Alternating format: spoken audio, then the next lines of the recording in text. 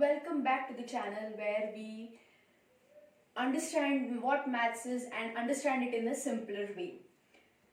Here, in the last video of grade 9 number systems, we have studied that what are rational numbers, what are irrational numbers, how to represent rational numbers on number line, what are terminating numbers, what are non-terminating numbers, how to identify the terminating numbers without even dividing them actually. And we have studied two methods of representing number on a number line.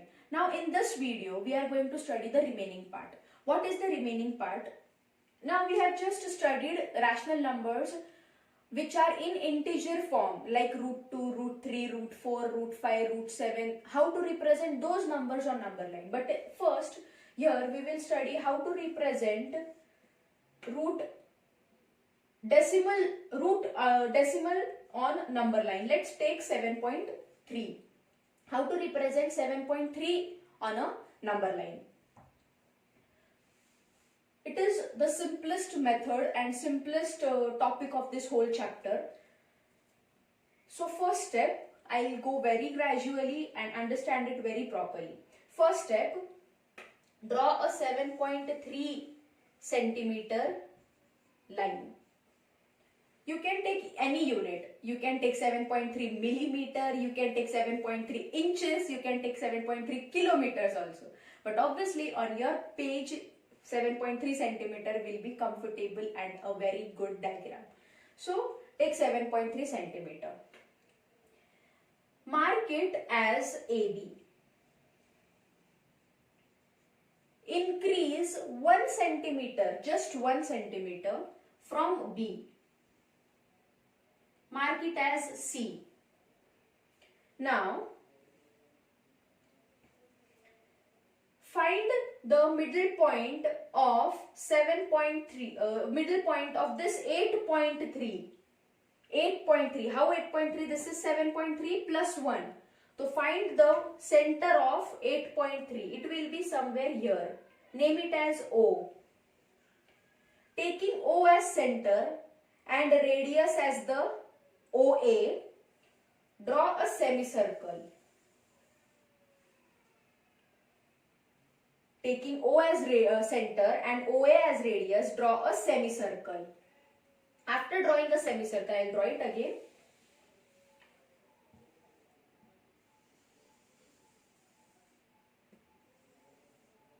After drawing a semicircle, now on B, draw a perpendicular bisector.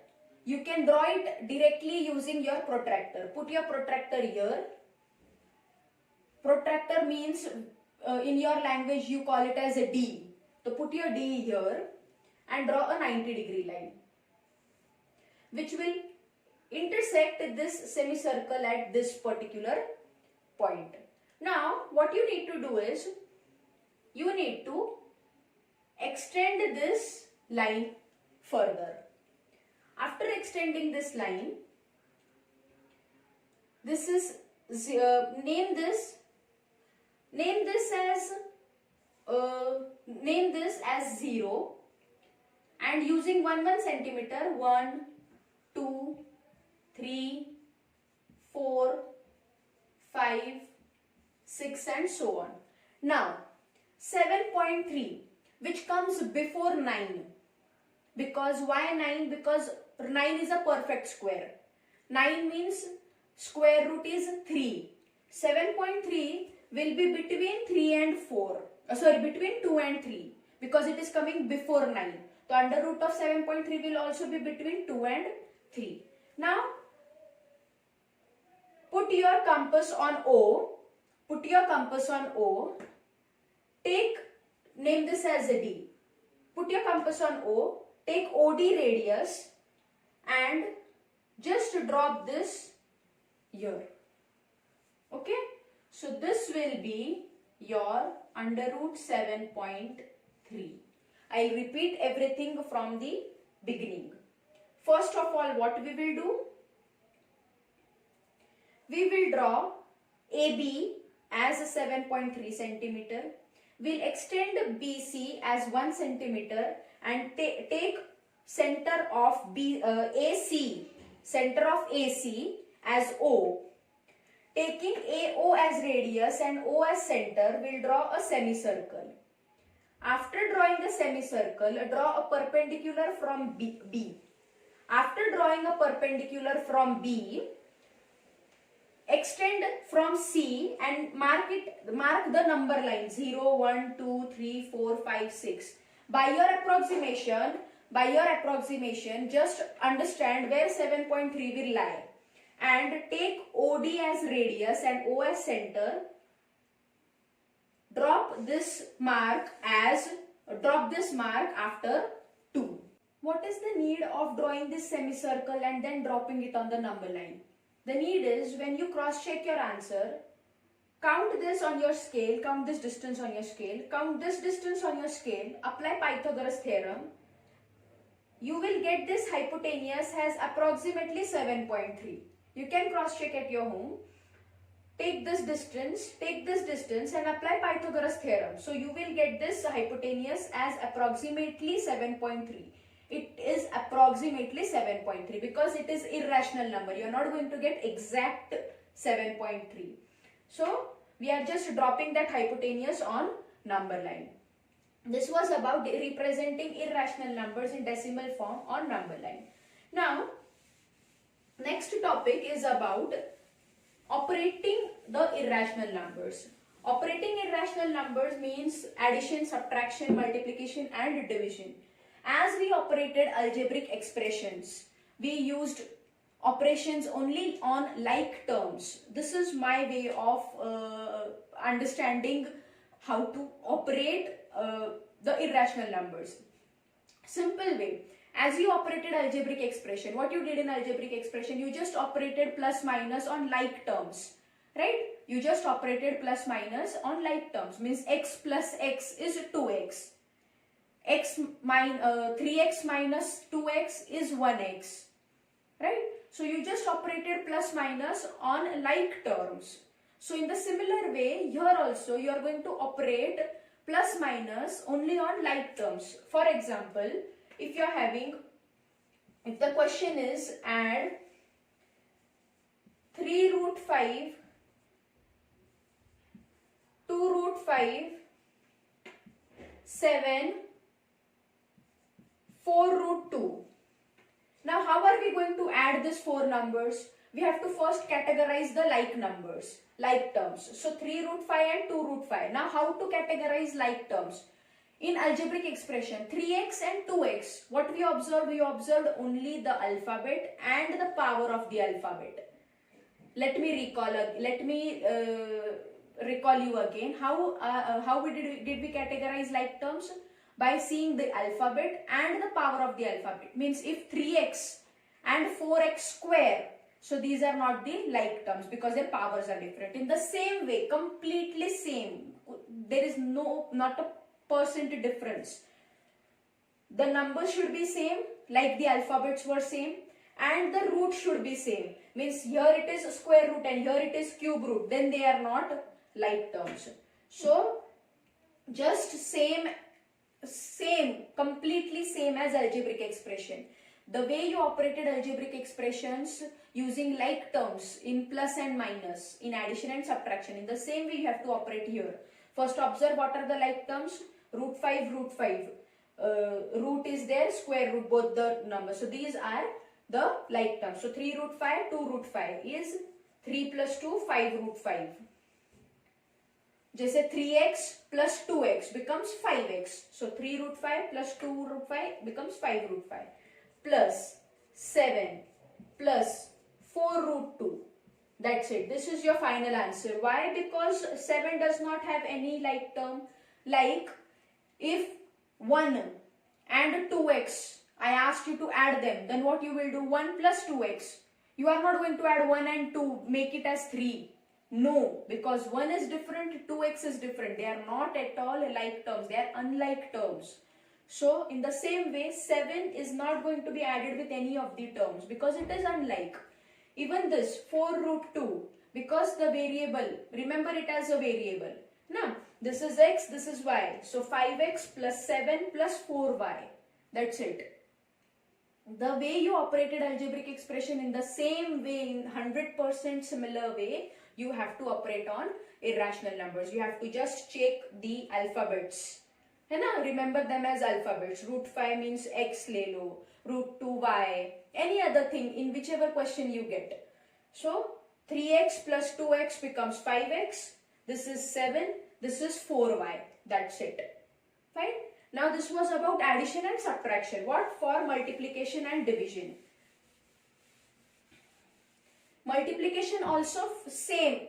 The whole operation, whole mathematical operation, addition, subtraction, multiplication and division is completely similar as algebraic expression.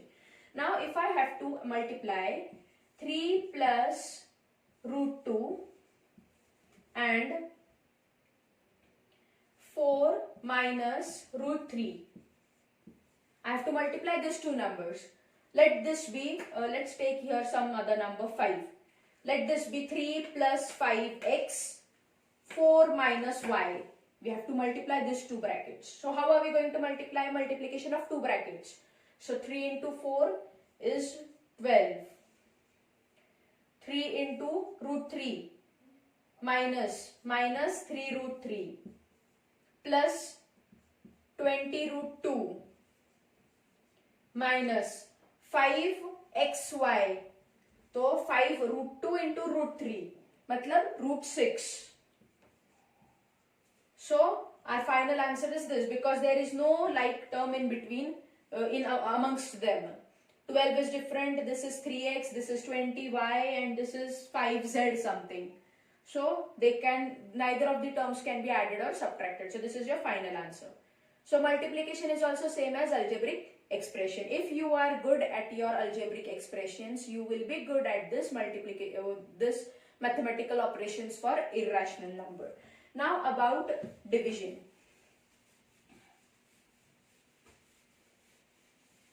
Division is somewhat different from algebraic expression.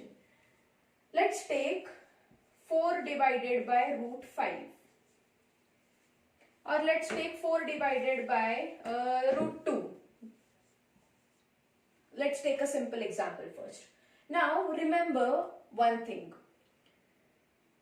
Irrational number, remember one trick for solving irrational numbers in numerator denominator form. One trick. What is that trick? Try as hard as you can to remove irrational number from the denominator. That's it. That is the basic rule. Not rule, basic trick, sorry. Try as hard as you can to remove the irrational numbers from the denominator. As soon as you remove the irrational numbers from the denominator, that's it. The question will be solved and simplified in a simpler way. Now, how to remove? So, there is a method called rationalizing. There is a method called rationalizing and conjugating. Okay, rationalizing means if there is a single term, let it be root 2, let it be 5 root 2, let it be just a single term in denominator. What you will do, if I have 5 root 2, even if I have 5 root 2 or I have only root 2, what I will do? I will multiply root 2 in numerator and denominator. 5 will remain as it is, even if it is there or it is not there. It is just a part of example. So what you have to do is, you have to remove the root part from the denominator. Now how to remove that? Just rationalize it. Rationalizing means multiplying the same term, numerator, denominator. So what it will convert? This will become 4 root 2 and 5 multiplied by root 2 into root 2 becomes 2. Because it is a square root. So square root multiplied by square root. The square root removes away. If it is a cube root of 4 multiplied by cube root of 4 multiplied by cube root of 4, then it will be removed because it is a cube root. So you will be needing 3 terms to remove that cube root. Now it is square root, so you need only 2 terms to remove that square root. So 5 as it is and root 2 is 2. So simplify 2 ones are 2 2s are. What it becomes? 2 root 2 upon 5. This is your simplified form of your question. Okay, so this is the way you simplify this kind of question. Now what if there is some plus minus term in the denominator? Then that is called as conjugating part. Conjugating part means if my question is 3 upon 1 plus root 2. Now what you will do? So in this kind of question, you won't multiply only root 2 up and down. Because if you multiply root 2 up and down, this will be multiplied to the whole term. So no, you will not multiply only root 2. You will multiply its conjugate. Now what do I mean by conjugate? Conjugate means the opposite sign. It is 1 plus root 2, so you will be multiplying 1 minus root 2. If it would be 1 minus root 2, then you would have multiplied 1 plus root 2. Means opposite sign you have to multiply. If it would be 3 plus 4 root 2, then it would become 3 minus 4 root 2. Only the sign change will be there. No numbers will be changed. So what I am doing is 1 minus root 2 upon 1 minus root 2. Multiplying it up and down. Now you can observe a plus b, a minus b. A plus b, a minus b.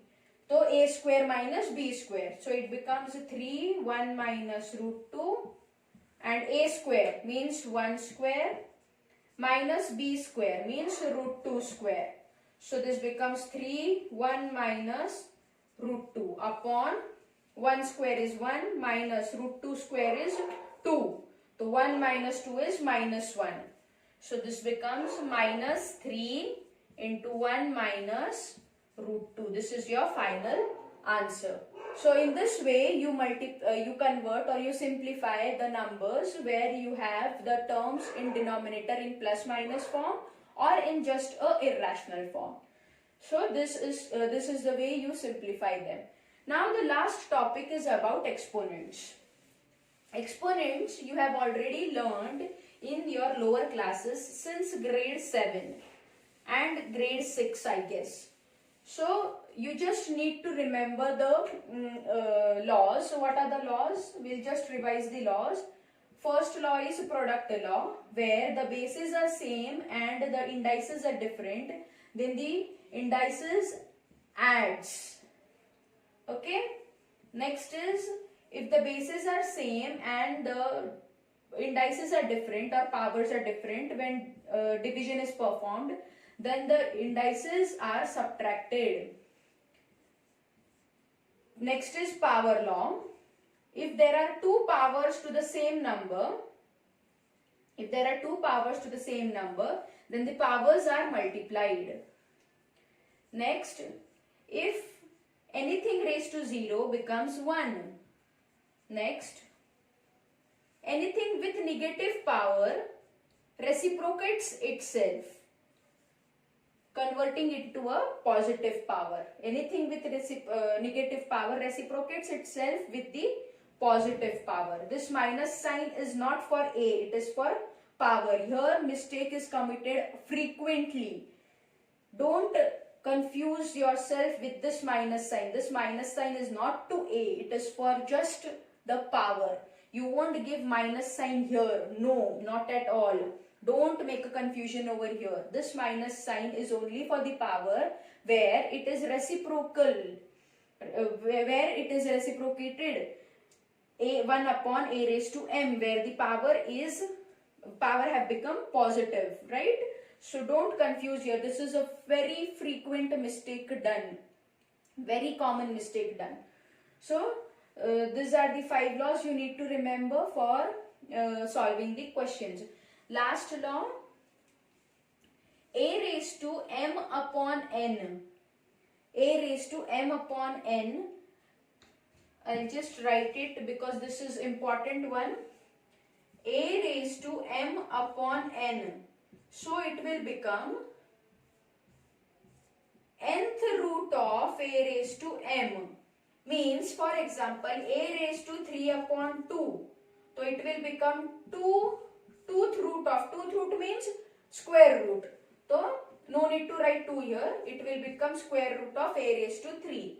2 means square root. 3 means cube root. So a raised to m upon n gives nth root of a raised to m. So these are 6 laws which you need to remember for solving the exponents question. This was all about the number systems. So again I'll tell you that just stick to the concept. Just stick to the concept. No need to panic yourself. No need to confuse yourself with n number of data and n number of tricks and tips you're getting from various places. Whichever you feel comfortable, whichever you feel convenient, whichever you feel that is easy for you, whichever you feel that you are easily able to understand it, follow that method. Board is not going to ask you or tell you that you have to use this method only. No. Okay, so just stick to your concept. Try to use or try to follow the most convenient method. Try to minimize your calculations. In upcoming videos, I will be giving many tricks to multiply the larger numbers and many tricks to simplify your calculations also. Just stick to your concept. That's all. That was all about number systems. And don't forget to share this video with your friends to spread the word. Thank you.